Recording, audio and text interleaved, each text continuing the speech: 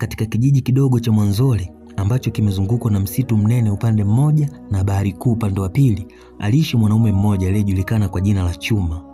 Chuma alikuwa ni mvuvi wa muda mrefu, mwenye mikono iliyotapakaa makovu ya nyavu na sura iliyochomwa na jua la mchana mwingi baharini. Alikuwa ni mnyamavu, mpweke na hakuwa na mke wala mtoto. Si kwa sababu hakutaka, bali kila mwanamke aliyetaka kumwoa aliogopa. Walisema ana roho ya bahari. Wengine walinong'ona kuwa aliwahi kuota ndoto za ajabu ambazo zilimzuia asioe. Lakini siku moja mambo yalibadilika. Ilikuwa ni usiku wa mwezi mpevu.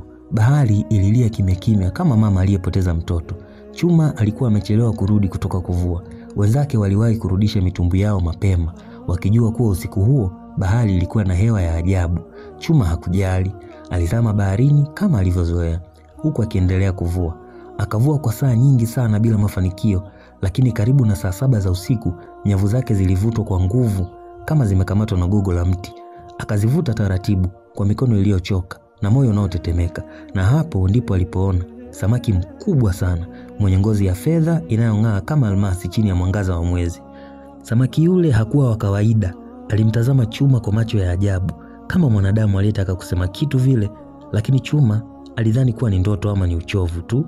Alimsukuma samaki yule kwenye mtumbwi na kurejea pwani kwa shida sana usiku huo.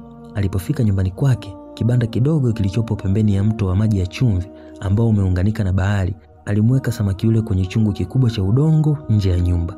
Alikuwa amechoka sana. Akasema, sasa hivi nimechoka sana, nikalale. Kesho nitamwandaa samaki huyu na kumbanika. Bila shaka atakuwa kitoweo cha kutosha wiki nzima. Lakini ilipofika asubuhi, chungu kilikuwa kitupu. Samaki hakuwepo. Kulikuwa na alama za miguu ya mtu, ndogo na nyembamba kama ya msichana, zikielekea msituni. Chuma alishtuka. Alijua hakukuwa na mtu mwingine aliyekuwa akiishi karibu na nyumba yake. Kwa moyo mzito na wa kustaajabu, alifunga upinde wake, akachukua mishale yake na kufuata alama hizo za miguu ambazo ziliingia ndani ya kichaka cha miba na kupotelea huko msituni. Ndani ya msitu alipita njia za uchochoro mpaka alipofika katika mti wa mtondoo mkubwa sana. Alimuona msichana mrembo sana, mwenye ngozi nyororo, nywele nyeusi za mvuto kama giza la usiku wa mvua na macho makubwa yaliyojaa siri. Msichana yule alikuwa anacheza na maji ya mto huku akicheka kwa sauti ya kuvutia kama mlio wa tausi. "Habari dada," Chuma alimwongelesha kwa hofu na kwa mshangao.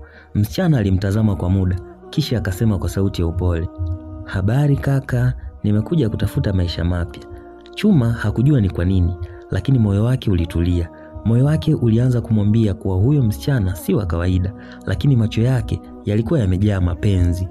Yalifunika kila sauti ya tahadhari ndani yake. Walizungumza, wakacheka, na bila kuchelewa Chuma akamkaribisha kuishi naye. Hapo ndipo siri ilipoanza kuota mizizi. Msichana huyo aliyejitokeza ghafla katika kijiji cha Mwanzole aliwaacha watu wa kijiji hicho katika mshangao mkubwa. Hakuna aliyekuwa anamjua, hakuna aliyewahi kumuona, na hakukuwa na fununu yoyote ya msafiri aliyepita kijijini hapo. Alijitambulisha kwa jina la Mwamvua. Jina hilo lilionekana kuwa geni, lakini lilimvutia kila mtu aliyelisikia. Lilitamkwa kwa hisia ya huruma na uzuri kwa wakati mmoja. Mwamvua hakuwa na historia, hakusema alikotokea, wala hakuwa na ndugu yeyote, lakini upole wake, sauti yake ya kuvutia na tabasamu lake la kipekee viliziba kila shaka ya mwanakijiji. Chuma kwa mara ya kwanza baada ya miaka mingi alianza kucheka hadharani. Watu walimuona akifanya vitu ambavyo hawakuwahi kumuona akivifanya, kama kununua ushanga sokoni, kutengeneza nyumba yake upya, hata kupika mwenyewe usiku mmoja mmoja. Alimpenda sana Mwamvua kwa moyo wake wote. Usiku wa kwanza Mwamvua alipolala katika nyumba ya Chuma, upepo mkali ulivuma kutoka baharini, milango ikabisha, ukuta ulitetemeka na maji ya mto karibu ya nyumba yakaanza kububujika bila sababu. Chuma alishtuka na kumkumbatia Mwamvua. Alimuuliza, "Hii ni hali ya kawaida huko ulikotoka?" Mwamvua alimtazama kwa macho yaliyojaa maji, kisha akasema, "Mambo ya kale hayafai kurudi kichwani." Kisha akamkumbatia kwa nguvu kama mtu anayeogopa kuachwa. Katika siku zilizofuata, wakazi wa kijiji walianza kushuhudia mambo ya ajabu. Samaki waliokuwa hawapatikani kwa miaka walianza kupatikana kwa wingi karibu na nyumba ya Chuma. Ndani ya mto, watu walisema wameona mwanga wa ajabu usiku ukiangaza kama taa. Mtoto mmoja aliyejaribu kuufuata mwanga huo alirudi akiwa analia. Akasema kwamba amemwona samaki amesimama kama mtu, lakini hakuna aliyemwamini. Wengine walisema wamemuona Mwamvua akiwa peke yake mtoni, akiwa anaongea na maji kana kwamba wanaelewana. Mzee mmoja wa kijiji aliyekuwa mganga wa jadi aliwahi kusema, yule si msichana wa kawaida, ana ngozi ya binadamu lakini ana roho ya maji. Lakini Chuma alikuwa kipofu wa mapenzi. Alifunga masikio yake kwa kila onyo. Alimpenda sana Mwamvua mpaka akasahau dunia nzima. Kijiji kilikuwa kinajiandaa kwenye sherehe za mavuno kama kawaida.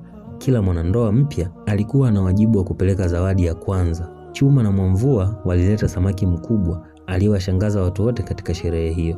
Alikuwa mwekundu, mwenye madoa ya dhahabu na harufu ya bahari halisi. Wazee wa kijiji walimtazama kwa hofu. Mmoja wao, kwa bahati mbaya au kwa mapenzi ya bahati, alichukua maji ya baraka kutoka kwenye birika akammwagia Mwamvua kidogo kwenye mikono alipokuwa anapokea zawadi ile. Papo hapo mabadiliko yalianza. Ngozi ya Mwamvua ilianza kung'aa, kisha ikatoboka kama ngozi ya nyoka, ikifuatiwa na magamba yenye rangi ya samaki chini yake. Macho yake yalibadilika yakawa na mng'ao wa maji. Miguu yake ilianza kufifia na mkia wa samaki ulianza kuonekana. Watu wote walipiga kelele, akina mama walipiga mayowe, watoto walikimbia. Chuma alidondoka chini kwa kuzimia. Kwa mshangao mkubwa, macho yake yakawa hayana nguvu, mdomo wazi, akishuhudia ukweli usioelezeka. Mwamvua, aliyekuwa nusu mtu nusu samaki, alimwangalia Chuma kwa huzuni isiyoelezeka, kisha akasema kwa sauti ya maji yanayotiririka, nilitaka kuwa na maisha na nyinyi, lakini siri haifichwi milele. Samahani Chuma. Aliporomoka chini na kabla watu hawajamshika aliruka kwenye mto ulio karibu, akatoweka kwenye maji ya chumvi kwa kishindo kizito. Baada ya hapo hakuwahi kuonekana tena. Wanakijiji wa Mwanzoli walitawaliwa na hofu mioyoni mwao. Watu walikaa ndani kabla ya giza kuingia na jina la Mwamvua halikutamkwa tena waziwazi. Lakini Chuma, mvuvi aliyeishi kwa kujitenga, hakuwa kama wengine. Aliendelea kwenda mtoni kila alfajiri na jioni. Alikaa karibu na maji kimya, akitazama maji yakitiririka kwa matumaini ya kumuona tena. Wakati mwingine alijaribu kupiga domo la uvuvi, mlio maalum kwa ajili ya kuwaita samaki, lakini hakupata majibu. Usiku mmoja Chuma alilala kwa tabu sana. Alipozama kwenye usingizi, alijikuta akielea ndani ya maji, si kwa kuzama bali kama ameitwa. Ndani ya ndoto hiyo alisimama juu ya miamba ya kung'aa chini ya bahari, na mbele yake alitokea mzee mmoja wa ajabu, mwenye ngozi kama Mwamvua, nywele nyeupe na macho ya kumetameta kama chumvi ya zamani. Alizungumza kwa sauti kama ya mawimbi. Alisema, Chuma, umependa kilicho zaidi ya mipaka ya damu na udongo, lakini bahari haina mapenzi bila ada. Ulivua roho, ukaleta penzi, hilo lina gharama. Chuma alianguka kwa magoti. Sikujua, tafadhali niambie, atarudi lini? Mzee huyo alinyanyua mkono wake na kusema, sikiliza maji, sikiliza historia. Na hapo mawimbi yalianza kuzungumza. Miaka mingi iliyopita, kijiji cha Mwanzoli kilikuwa ni sehemu ya agano takatifu kati ya binadamu na watu wa baharini. Waliitwa wapweke wa maji, viumbe waliokuwa na uwezo wa kubadilika na kutembea miongoni mwa binadamu. Lakini walikuwa na masharti makubwa: wasiguse ardhi kwa muda mrefu na wasipendwe na binadamu kiukweli, kwa sababu mapenzi ya kweli yalikuwa sumu kwao, yanawafanya kubadilika milele, kupotea baharini au kubaki binadamu kabisa. Mwamvua alikuwa ni miongoni mwa walioasi sheria hiyo. Alitaka kuwa binadamu, akaingia miongoni mwa watu, lakini alipoguswa na maji ya baraka ambayo ni safi na halisi, sura yake halisi ilifichuka. Alikuacha si kwa sababu ya hofu, bali ni kwa sababu bahari humrudisha mmoja wao akishatambulika. Mzee alisema, lakini bado una nafasi moja, ukikubali ada ya bahari. Chuma aliamka kwa mshtuko kutoka usingizini. Kesho yake Chuma aliamka na kwenda kwa Mzee Bageni, mganga wa mwisho aliyebaki hapo kijijini, mtu ambaye kila mtu alimuogopa kumwendea. Alipomwelekeza ndoto yake, Mzee Bageni alimtazama kwa muda mrefu, kisha akasema kwa sauti ya kina, bahari haidai vitu vidogo. Ikiwa kweli moyo wako haujabadilika, utalazimika kuchagua kati ya kuendelea kuwa binadamu au kuingia mikononi mwa maji milele. Chuma hakuuliza zaidi, alijua jibu tayari. Usiku wa mwezi mpya walikutana wawili, Mzee Bageni na Chuma, karibu na mto wa chumvi. Kwa kutumia mafuta ya samli, manyoya ya ndege wa maji na nyoka wa baharini aliyevuliwa kwa nadra sana, walitengeneza mduara wa sadaka. Chuma aliambiwa, ikiwa moyo wako bado unataka kumpata, utaitikia wito wake, lakini usiporudi kabla ya jua kuchomoza, hautakuwa tena miongoni mwa watu. Chuma alikubali bila swali. Ndani ya maji, ghafla mwanga ulitoka chini ya kina. Maji yakamfunika Chuma pole pole, lakini hakuzama. Aliteleza kama anayepelekwa. Aliingia dunia nyingine ya samaki wanaoimba, mimea inayotembea na hewa inayovutwa kupitia moyo badala ya pua. Na hapo mbele yake alimuona Mwamvua akiwa bado na mkia, lakini macho yake yakiwa na machozi. Chuma, kwa nini hukuniruhusu niondoke? Chuma akajibu, kwa sababu ulikuwa ni zawadi inayopaswa kuilinda. Walikumbatiana kwa nguvu, lakini mara Mwamvua akasema, lakini bado hujafanya uamuzi. Kama unataka tuwe pamoja, lazima uache ardhi milele. Maana yake Chuma anapaswa kukubali kubadilika na kuwa samaki, aachane na ubinadamu tena, asirudi duniani. Chuma alimtazama Mwamvua. Upendo wake kwa Mwamvua haukuwa wa kuelezeka. Alimwambia Mwamvua, kuna masharti nimepewa. Kama sitarudi mpaka pakikucha, basi nitageuka samaki milele. Kulijadili jambo hilo kwa muda mrefu sana. Na sasa pakaanza kukucha. Mwamvua akamwambia, Chuma, panakucha.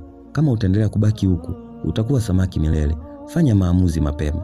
Chuma aliona haina haja ya kurudi duniani, kuishi na watu ambao wanamtenga, hawampendi na kumuona kama kiumbe wa ajabu. Ni bora aendelee kuwa samaki, aishi na yule mwanamke ampendaye. Maana tangu amezaliwa hakuwahi kuwa na mwanamke. Walimtenga na kusema yeye ni kiumbe wa ajabu, yuko tofauti, ana roho ya bahari. Kwa hiyo hakuna mwanamke aliyempenda. Lakini ikatokea bahati katika maisha yake na hayuko tayari kuipoteza. Alifanya uamuzi sahihi. Aliamua kubaki chini ya maji na kuwa samaki. Jua lilichomoza. Chuma alianza kubadilika. Macho ya rangi ya maji, nywele nyeupe kama sufi. Ngozi yake ilianza kuota magamba ya samaki. Miguu yake iliungana na kuota mkia wa samaki. Alibadilika kabisa na kuwa kama Mwamvua. Aliamua kufanya hivyo kwa makusudi ili apate furaha ya milele.